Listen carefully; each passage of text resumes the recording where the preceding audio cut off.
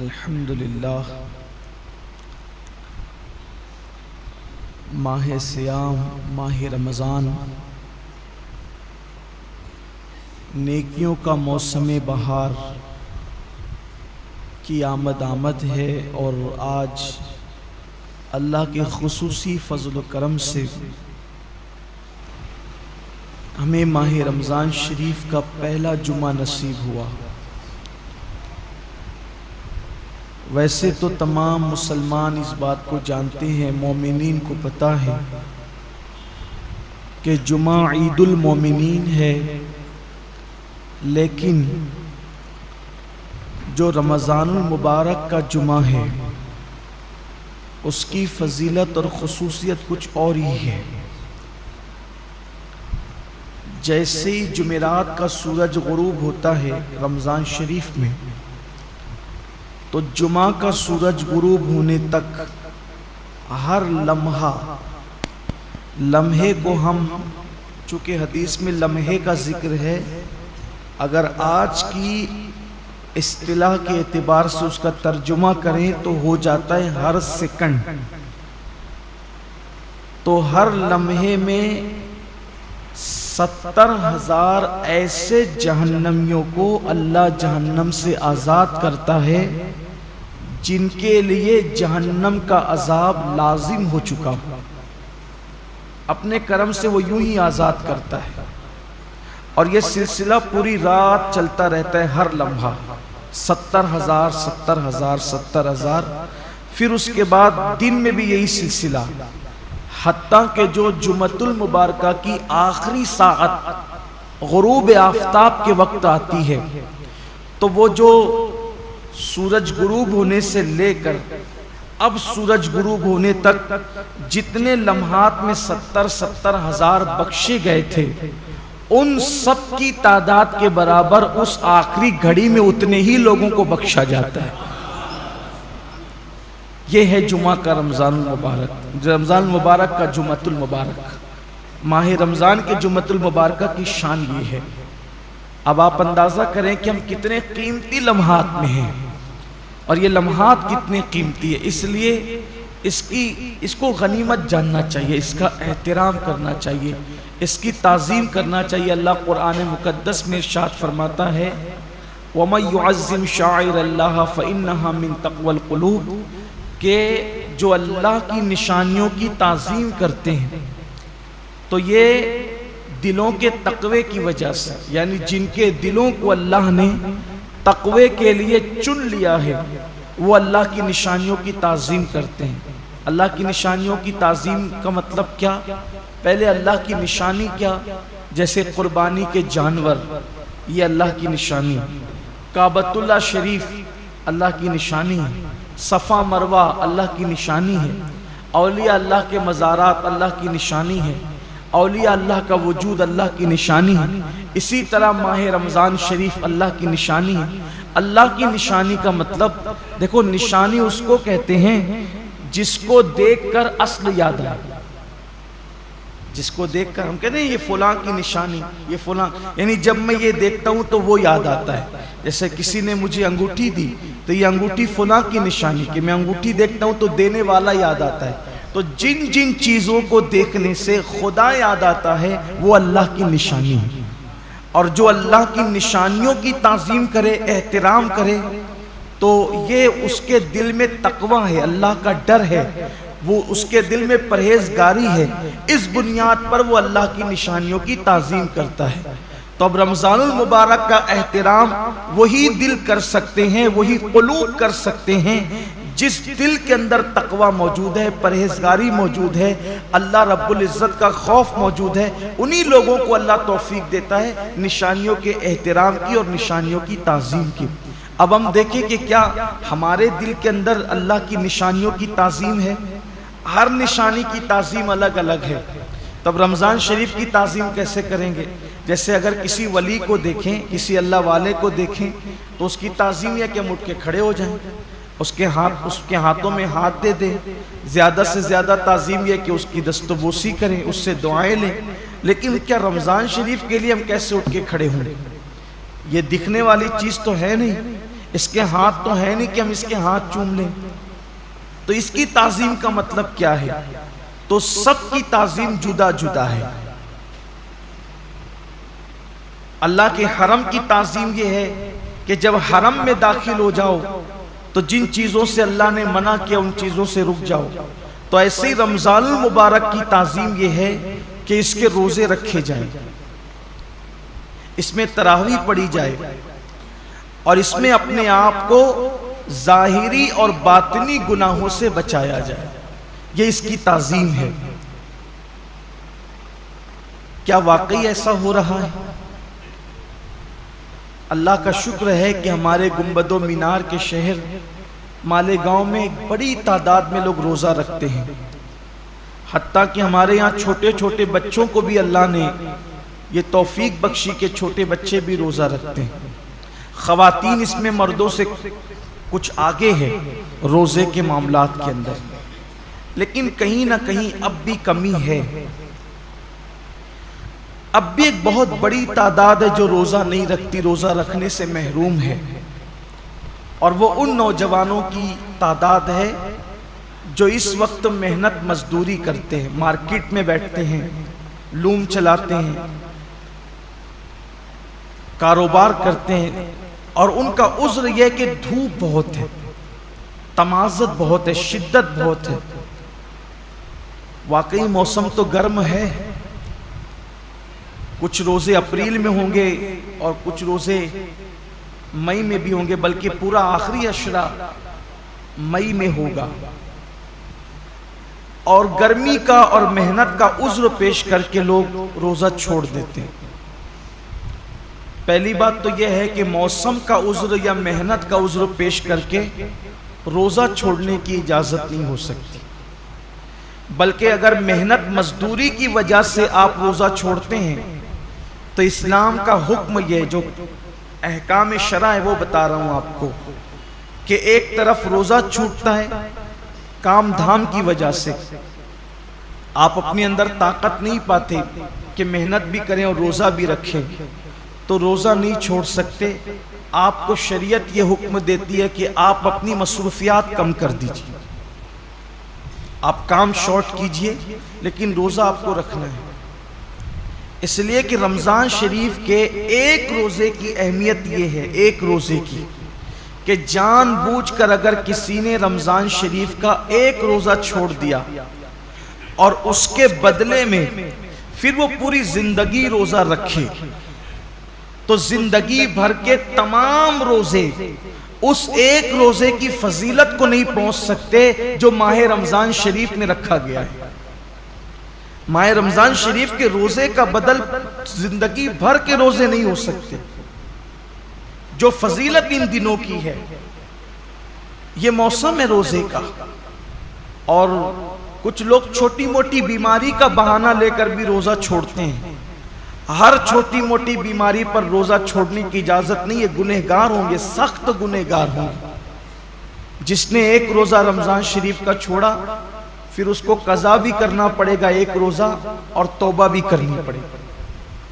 یہ بھی عوام میں غلط فہمی ہے کہ جو لوگ سوچتے ہیں کہ رمضان شریف کا ایک روزہ چھوڑ دیا جان بوجھ کر تو 60 روزے رکھنے پڑیں گے. ایسا نہیں ہے، ایک ہی روزہ رکھنا ہے. یہ اصل میں جو بلا وجہ روزہ توڑ دیتے ہیں رکھ کر، 60 روزے ان کے لیے کفارے میں. لیکن جس نے روزہ چھوڑ دیا بہت برا کیا. اس نے ایک ہی روزہ رکھے گا، بعد میں قضا، لیکن ساتھ ہی اس کو توبہ بھی کرنی پڑے گی. صرف روزہ قضا کرنے سے معاملہ ختم نہیں ہوگا، سچی توبہ بھی اس کے ساتھ لازم ہوگی. بلکہ جن لوگوں کے روزے کسی وجہ سے، لا علمی کی وجہ سے پہلے چھوٹ گئے تو وہ عام دنوں میں غیر رمضان میں ان روزوں کی دھیرے دھیرے قضا کر لے. روزہ نہ رکھنے کا وبال بڑا دردناک ہے. اللہ کے رسول صلی اللہ علیہ وآلہ وسلم فرماتے ہیں کہ میں نے جب شب معراج جہنم کا مشاہدہ کیا تو میں نے دیکھا کہ کچھ لوگوں کے جبڑوں کو آگ کی کینچی سے کاٹا جا رہا ہے. میں نے پوچھا جبریل یہ کون لوگ ہیں؟ عرض کیا یا رسول اللہ صلی اللہ علیہ وآلہ وسلم یہ آپ کی امت کے وہ لوگ ہیں جو ماہ رمضان شریف میں روزے نہیں رکھتے تھے. اس لیے یہ دنیا ہے یہاں تو روتے گاتے گرتے پڑتے خوشی غمی میں زندگی کیسے بھی گزر جائے گی، لیکن ایک دن آخرت ہے، دنیا ختم ہونے والی ہے اور آخرت کبھی ختم نہیں ہوگی۔ آج عمل کر سکتے ہیں، اس کی اہمیت کا اندازہ نہیں ہے، جب اس عمل کا صلہ ملے گا اور عمل نہ کرنے پر سزا ملے گی تب انسان پچھتائے گا کہ کاش میں نے اس کا فائدہ اٹھا کر زندگی کا کچھ نیکیاں اکٹھا کر لی ہوتی، کچھ عمل کر لیا ہوتا۔ بلکہ مرنے والے اللہ کی بارگاہ میں منت کرتے ہیں کہ میرے اللہ ہمیں صرف 2 رکعت دنیا میں جا کر پڑھنے کی اجازت دے دے، لیکن ارشاد ہوتا ہے بندے جب ہم نے تجھے موقع دیا تھا اس وقت تو نے اس سے فائدہ نہیں اٹھایا، اب زندگی ختم ہو گئی ہے، اب دوبارہ کسی کو دنیا میں نہیں بھیجا جائے گا۔ اس لیے میں اپنے نوجوانوں سے کہتا ہوں بہانہ مت کیجئے، روزہ رکھنے والے کو صبر اللہ دیتا ہے۔ اور ایک بات آج آپ سے کہنا چاہتا ہوں، اگر کسی غربت کی، تنگ دستی کی یا محنت مزدوری کی وجہ سے آپ کا روزہ پر مشقت ہے، آپ کے روزے میں مشقت ہے، تکلیف ہے، تو یہ بات ہمیشہ یاد رکھیے گا کہ جس نیکی میں جتنی تکلیف ہوگی، جس نیکی میں جتنی تکلیف ہوگی اس کا صلہ اتنا بڑھا دیا جائے گا۔ روزہ رکھ کر اے سی میں سونے والوں کا ثواب الگ ہے اور روزہ رکھ کر لوم چلانے والوں کا ثواب الگ ہے، دونوں کا ثواب یکساں نہیں ہے۔ روزہ رکھ کر کے اے سی میں آفیسوں میں بیٹھنے والوں کا اجر الگ ہے اور روزہ رکھ کر کے دھوپ میں مارکیٹ میں بیٹھنے والوں کا اجر الگ ہے۔ وجہ کیا ہے؟ دیکھیے ڈاکٹر اقبال نے اس فلسفے کو بہت اچھے سے سمجھایا ہے۔ اقبال کہتے ہیں الفاظ و معانی میں تفاوت نہیں، لیکن الفاظ و معانی میں تفاوت نہیں، لیکن ملا کی اذاں اور مجاہد کی اذاں اور۔ جو مسجد کے اندر کھڑے ہو کر کے اذان دیتا ہے اس کے الفاظ بھی وہی ہے، اور جو مسجد کے اندر اذان پڑے اس کا معنی بھی وہی ہے، اور جو جہاد کے صحرا میں اذان دے اس کا معنی بھی وہی ہے اور اس کے الفاظ بھی وہی ہے۔ لیکن جو اذان کا ثواب مسجد میں کھڑے ہونے والے مؤذن کو ملتا ہے وہ مجاہد کو نہیں ملتا، اس لیے کہ دونوں کی اذان میں بڑا فرق ہے۔ مؤذن کی اذان پر چند لوگ مسجد میں آتے ہیں اور مجاہد کی اذان پر پوری قوم کو اللہ کامیابی اور فلاح عطا فرماتا ہے، دونوں میں بڑا فرق ہے۔ اس لیے کہ یہ اذان پنکھوں کے سائے میں ہے، یہ اذان چھت کے سائے میں ہے، یہ اذان راحتوں میں ہے، اور وہ اذان مشقتوں اور تلواروں کے سائے میں، دونوں میں فرق ہے۔ تو اسی طریقے سے اقبال کی فکر سے روشنی لے کر کہہ رہا ہوں، اور حدیث پاک کہ جس نیکی میں جتنی مشقت اور تکلیف ہوگی اس کا صلہ اتنا بڑھا دیا جائے گا۔ تو لوم چلانے والے مزدور کبھی غمگین نہ ہوں کہ کیسے کریں، ہمت سے کام لیجئے، جہنم مت خریدیے، جہنم کی عذاب مت خریدیے۔ اگر اللہ نے، اللہ کی مرضی کسی کو مزدور بنایا، کسی کو سیٹ بنایا، لیکن آپ کو کام ہمت سے لینا ہے، اللہ اس کا صلہ بہت بڑھا دے گا، اللہ اس کا اجر بہت بڑھا دے گا۔ اور پھر کاش کہ ایسا ہوتا کہ اس سنت کو زندہ کیا جاتا کہ اللہ کے رسول علیہ السلام جب رمضان شریف آتا تھا تو خطبہ دیتے تھے اور فرماتے تھے لوگوں جو تمہارے مزدور ہیں رمضان شریف میں ان کی مزدوری کچھ کم کر دو، یعنی ان مزدوروں کا کام کچھ کم، ان کو صلہ تو پورا دو، مزدوری پوری دو، لیکن ان کا کام کچھ کم کر دو، جیسے دوپہر میں ان کو سونے کا موقع دے دو۔ اب یہاں تو سیٹھوں کا حال یہ ہے کہ اگر مزدور نماز پڑھنے رمضان شریف میں بھی جائے تو ان کے ماتھے پہ شکن آتا ہے۔ یہ لوگ کہتے ہیں نا کہ حالانکہ سارے سیٹ ایسے نہیں ہیں، کچھ اگر سیٹ لوگ یہاں ہیں تو وہ برا نہیں مانے، مجھے تو لوگوں نے یہاں تک کیا کے بتایا کہ ایک سیٹ صاحب حافظ قرآن ہے، مجھے لوگوں نے نام کے ساتھ بتایا، میں نام نہیں لوں گا کیونکہ میں اللہ کے گھر میں واعظ و نصیحت کرنے کھڑا ہوا، غیبت کرنے کھڑا نہیں ہوا۔ کہا وہ حافظ قرآن ہے، وہ خود نماز میں گئے اور جب مزدور نماز پڑھ کر کے آئے تو انہوں نے کہا کہ اب جا تو نماز ہی پڑھتے رہے، یہاں سے نکل جا، یہ صورتحال ہے۔ پھر جس قوم کو کا حال یہ ہو کہ وہ اس قدر گندی سوچ کی حامل ہو جائے کہ وہ اپنے مزدور کو نماز پڑھنے تک جانے نہ دے، پھر ان کے کاروبار تباہ نہیں ہوں گے تو اور کیا ہوں گے؟ ان کے کاروبار کی ملائی دوسرے لوگ نہیں کھائیں گے تو کیا کریں گے؟ کل اور آج کے کاروبار میں کچھ فرق محسوس کرتے ہیں آپ؟ کل کی برکتوں میں اور آج کی برکتوں میں آپ کچھ فرق محسوس کرتے ہیں؟ کل بھی ہمارے باپ داداؤں نے کاروبار سنبھالا اور آج بھی ہماری نئی نسل سنبھال رہی۔ فرق یہ ہے کہ وہاں جب دین کا معاملہ آتا تھا تو وہ اپنے آپ کو سرنڈر کر دیتے تھے، قدرت نے انہیں برکتوں سے نوازا تھا۔ آج بہت کاروبار بڑھا لیا گیا ہے لیکن پھر بھی ہائے ہائے کیا جا رہا ہے، برکتیں اٹھ گئی ہے۔ وجہ یہ ہے کہ دین سے دوری ہے، مذہب سے دوری، اور انسان جب دین سے دور ہوگا تب تک وہ روئے گا، تب تک وہ پچھتائے گا، تب تک ناکامی اس کے گلے کا ہار بنے گی۔ تو آئیے، اللہ رب العزت نے اتنا خوبصورت سا مہینہ ہمیں دیا ہے، اس لیے میری گزارش ہے کہ اس مبارک مہینے میں پہلے تو روزوں کا اہتمام کریں، اور جن کو چھوٹی موٹی بیماریاں ان سے بھی کہتا ہوں بیماری کا بہانہ لے کے سر درد ہے، بخار آ گیا ہے، کورونا ہو گیا ہے، ان چیزوں کو لے کر کے آپ روزہ نہ چھوڑیں، اس لیے کہ وہ اور بیماریاں ہیں اور اس حد تک بیماری ہے جس کو بہت سیریس میٹر کہتے ہیں، وہاں روزہ چھوڑنے کی اجازت ہے کہ جب آدمی رکھ ہی نہیں سکتا، بیماری بڑھ جانے کا یقین ہو، مر جائے گا، بیماری بڑھ جائے گی، تکلیف بڑھ جائے گی۔ جب کوئی مسلمان پابند شرع، کوئی دین کی سمجھ رکھنے والا ڈاکٹر کہہ دے تو بات الگ ہے، اپنی مرضی سے فتویٰ دینا کہ میں نے روزہ نہیں رکھنا، میں بیمار ہوں، جبکہ اللہ کے رسول علیہ السلام کا فرمان ہے روزہ رکھو صحت مند ہو جاؤ گے۔ روزے سے بیماری نہیں بڑھتی بلکہ روزے سے صحت ملا کرتی۔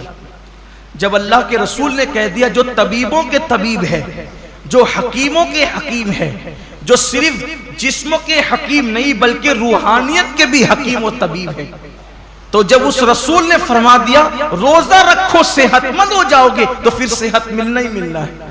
اس لیے بہانہ نہ کرو۔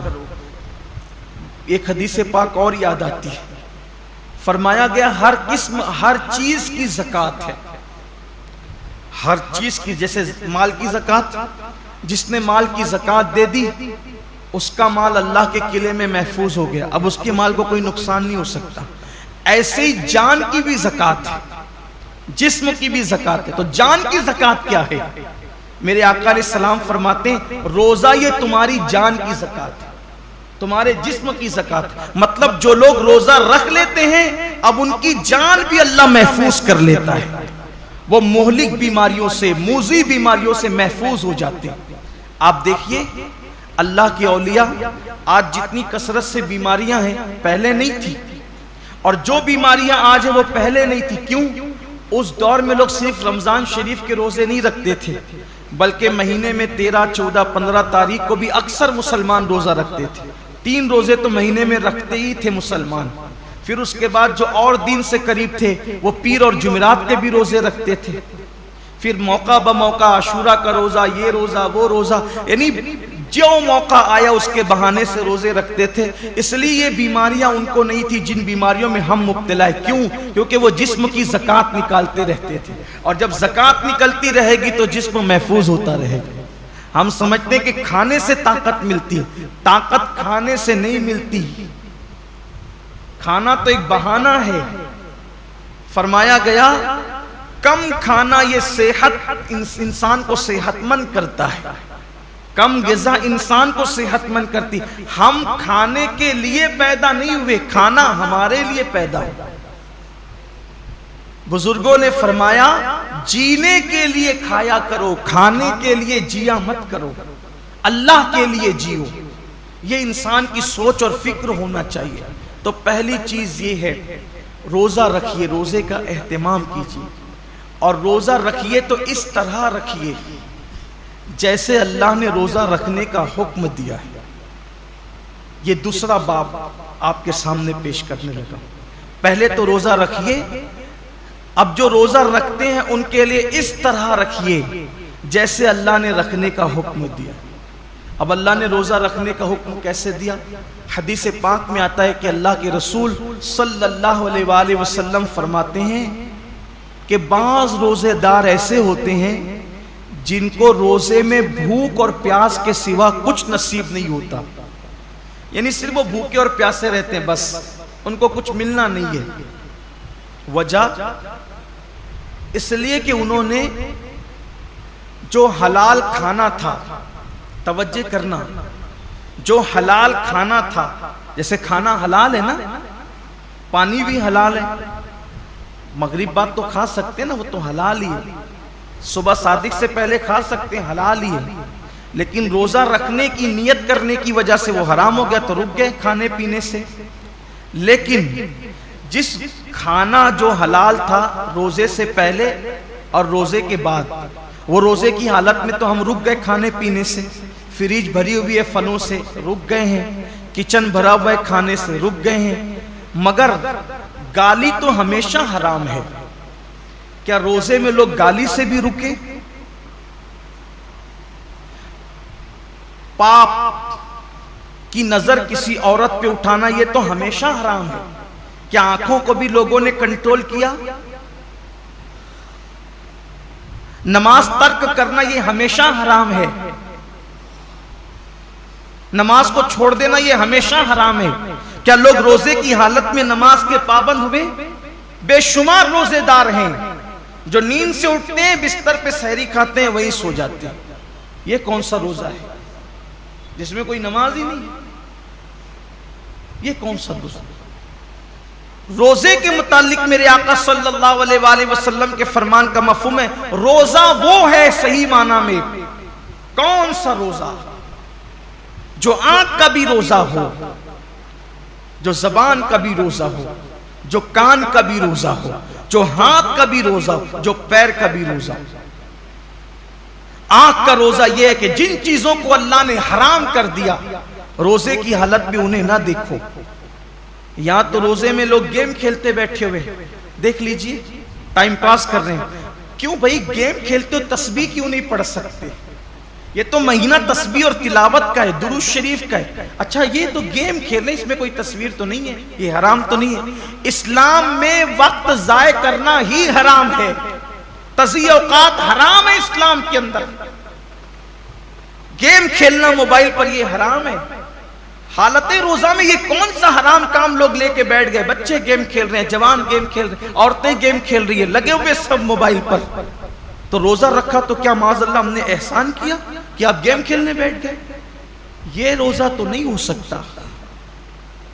کچھ لوگ سیریل دیکھتے ہیں روزے کی حالت میں، بلکہ یہ روحانی تربیت کا مہینہ ہے کہ جب آنکھوں سے پاپ نہیں ہوگا، کانوں سے ناجائز حرام چیزیں نہیں سنیں گے، ہاتھ سے کسی پہ ظلم نہیں کریں گے، زبان سے کسی کو گالی نہیں دیں گے، جھوٹ نہیں بولیں گے، غیبت نہیں کریں گے، پیر سے حرام جگہ چل کر نہیں جائیں گے، تو ایک مہینے کے اندر یہ روحانی تربیت ہوگی۔ تو جب رمضان شریف تو چلا جائے گا لیکن یہ نیک عادتیں انسان میں باقی رہ جائے گی، اس طریقے سے انسان کی زندگی بدل جائے گی۔ یہ مہینہ بدلنے کے لیے آتا ہے، یہ مہینہ انسان کو تبدیل کرنے کے لیے آتا ہے، یہ مہینہ انسان کی زندگی میں انقلاب برپا کرنے کے لیے آتا ہے۔ اب زبان جھوٹ بول ہی رہی ہے، کچھ لوگوں کا تو روزہ اس وقت تک مکمل ہی نہیں ہوتا جب تک وہ 2-4 لوگوں سے جھگڑا نہ کریں۔ بڑا نازک ہوتا ہے کچھ لوگوں کا روزہ، یعنی ان کا دماغ چڑچڑا ہو جاتا ہے روزے کے اندر، اس سے لڑ، اس سے جھگڑ، اس کو گالی دے، اس سے یہ حالت ہوتی ہے۔ روزہ یہ نہیں، اللہ کے رسول علیہ السلام فرماتے ہیں اگر کوئی روزے کی حالت میں تم سے جھگڑا کرے تو اس کو کہہ دو کہ بھئی میں روزے سے، میں اپنا روزہ خراب نہیں کرنا چاہتا۔ روزے میں جھگڑا نہیں ہونا چاہیے، روزہ نہیں ہے۔ اب آپ کے سامنے بتاؤں، ایسا روزہ رکھو کہ کھانے پینے کے ساتھ آنکھ پہ بھی کنٹرول ہو، زبان پہ بھی کنٹرول ہو، ہاتھ پہ بھی کنٹرول ہو، پیر پہ بھی کنٹرول ہو، سوچ پر بھی کنٹرول ہو۔ اب ایسے روزے کا صلہ کیا ہے؟ تو اللہ خود فرماتا ہے روزہ میرے لیے ہے اور میں ہی اس کی جزا ہوں۔ یعنی ہر نیکی اور ہر نیک عمل کی جزا جنت ہو سکتی ہے، لیکن روزہ تنہا وہ عبادت ہے کہ آپ نے جس کا حق ادا کیا اس کا صلہ جنت نہیں بلکہ مالک جنت ہے۔ سوچے تو صحیح روزہ کیا چیز ہے.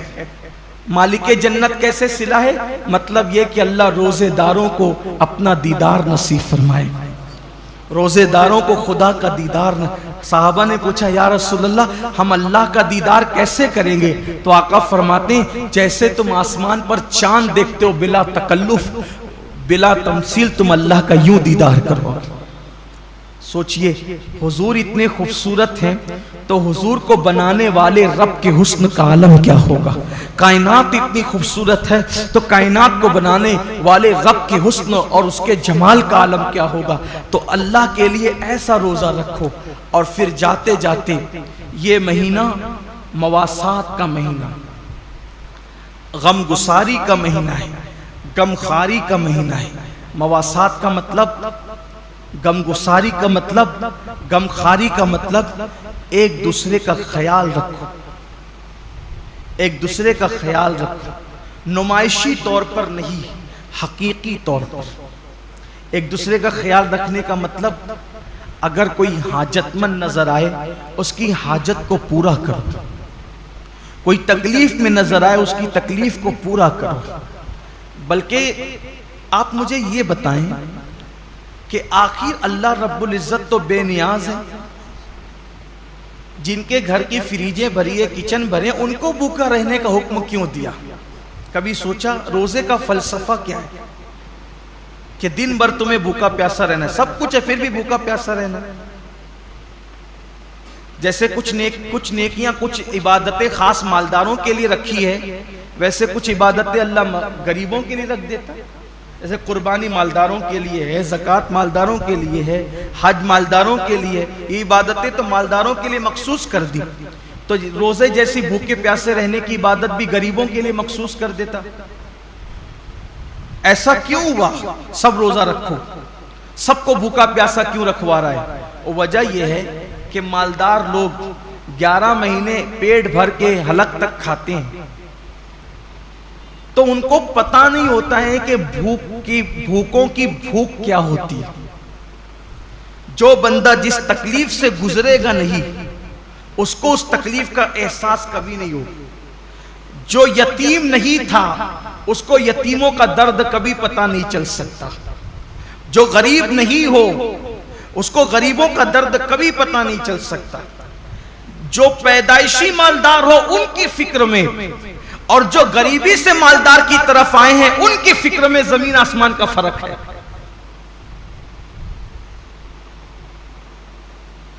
ایک مرتبہ کا واقعہ ہے کہ کچھ غریب قافلے گزر رہے تھے مالداروں کی بستی سے. کچھ غریبوں کے قافلے گزر رہے تھے مالداروں کی بستی سے. تو وہ نیچے کی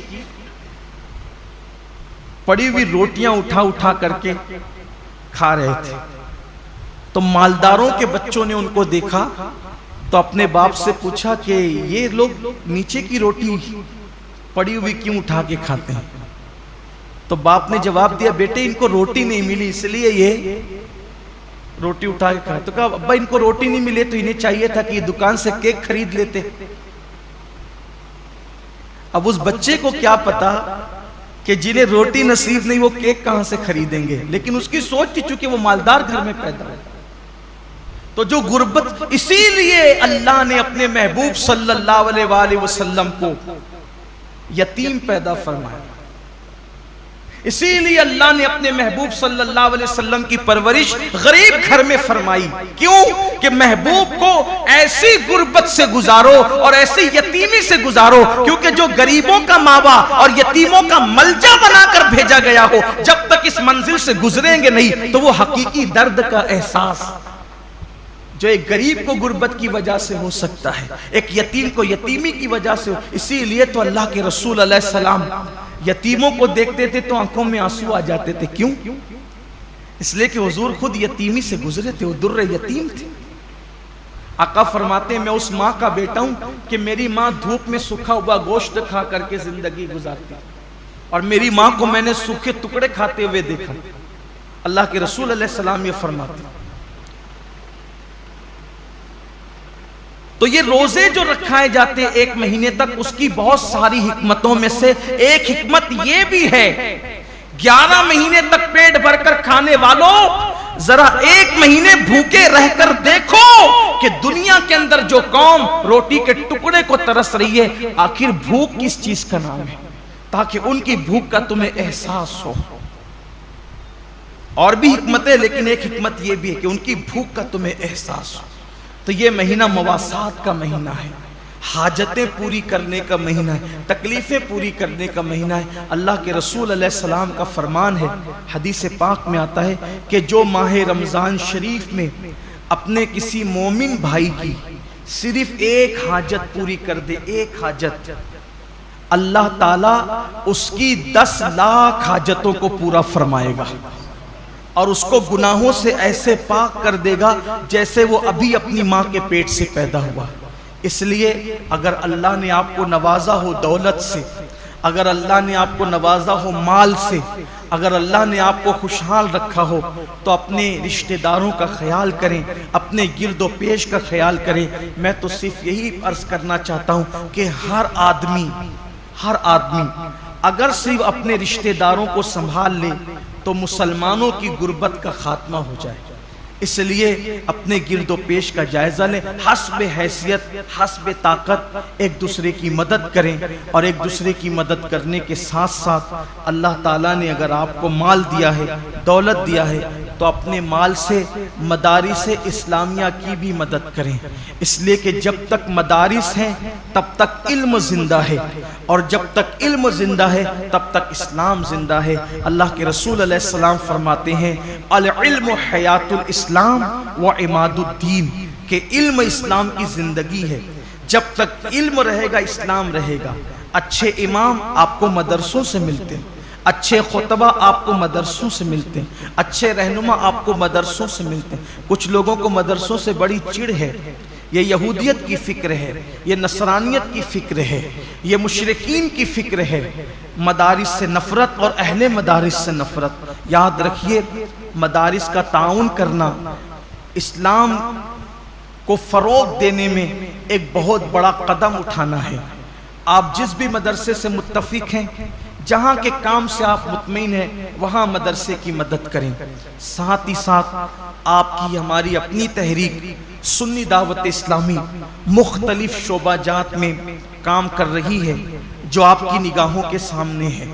الحمدللہ شعبہ دعوت و تبلیغ ہو، شعبہ مدارس ہو، شعبہ مساجد ہو، شعبہ خدمت خلق ہو، اس طرح کے شعبہ جات سنی دعوت اسلامی سال بھر اس میں کام کرتی ہے، اور آپ دیکھتے رہتے ہیں۔ اللہ کا شکر ہے، شعبہ مدارس کے زیر اہتمام 3 دارالعلوم چلتے ہیں، اور 60 مدارس اور مکاتب چلتے ہیں، اور 60 مکاتب جو پورے شہر میں چلتے ہیں، تقریباً اس میں 2700 کم و بیش طلبہ اور طالبات تعلیم حاصل کرتے ہیں۔ تو اگر اللہ نے آپ کو نوازا ہے تو اپنے زکوٰۃ، خیرات اور فطرے کی رقم سے آپ ان تمام شعبہ جات کو مضبوط کریں۔ اللہ کا شکر ہے، اجتماعی شادیوں کا نظم بھی آپ دیکھتے رہتے ہیں، سال بھر میں ساری ایکٹیویٹیز آپ کے سامنے ہیں۔ آپ دیتے ہیں پیسے، اس کے بدلے میں آپ کو حفاظ کرام دیے جاتے ہیں، علماء کرام دیے جاتے ہیں، جو آپ کی نگاہوں کے سامنے ہیں۔ یعنی آپ کی دی ہوئی رقم آپ کی نگاہوں کے سامنے آپ کے اپنے شہر پر خرچ ہوتی ہے، اور آپ کے اپنے شہر کے بچوں پہ خرچ ہوتی ہے۔ اس لیے آپ زکوٰۃ تو نکالیں گے، کہیں نہ کہیں دیں گے، اس سے بہتر ہے کہ آپ کی زکوٰۃ آپ کی نگاہوں کے سامنے صحیح مصرف میں خرچ ہو۔ اس کے لیے آپ ہمارے ذمہ داران سے رابطہ قائم کریں۔ مثال کے طور پہ مسجد کے ہمارے امام صاحب حضرت مولانا حافظ و قاری غفران رضا اشرفی صاحب، وہ یہیں آپ کو موجود ملتے ہیں، آپ ان سے رابطہ کر لیں۔ ہمارے عثمان بھائی ہیں، ان سے رابطہ کر لیں۔ ہمارے جمیل بھائی ہیں، ان سے رابطہ کر لیں۔ دیگر احباب ہیں، لیکن میری گزارش ہے کہ آپ شعبہ مدارس و مساجد کو اور تحریک کو اپنے عطیات سے، زکوٰۃ و صدقات سے ضرور مضبوط اور مستحکم کریں، تاکہ اللہ تعالیٰ کا دین مزید فروغ پائے اور دین کو اللہ تعالیٰ مزید ترقی عطا فرمائے، ساتھ ہی ساتھ اپنے رشتہ دار اور احباب کا بھی اور اپنے آس پڑوس کا بھی خصوصی خیال فرمائے اور خصوصی توجہ فرمائے۔ اللہ تبارک و تعالی پوری امت پر کرم کی نظر فرمائے اور خاص طور پر 2 وقت کو ضائع نہ کریں، 2 ٹائم کو ضائع نہ کریں۔ ایک تو سحری کا آخری وقت جو فجر سے پہلے کا ہوتا ہے، اور ایک تو افطار کا وقت جو بالکل غروب کے قریب ہوتا ہے۔ یہ 2 وقت تو بہت قیمتی، پورا مہینہ ہی قیمتی ہے، لیکن یہ 2 اوقات ایسے ہیں کہ اللہ تبارک و تعالیٰ نے اپنے بندوں سے وعدہ فرمایا ہے کہ ان اوقات میں کی جانے والی دعا کو اللہ تعالیٰ رد نہیں فرمائے گا۔ اس وقت تو پورا عالم اسلام تکلیف میں، مصیبتوں میں، بلاؤں میں گرفتار ہے۔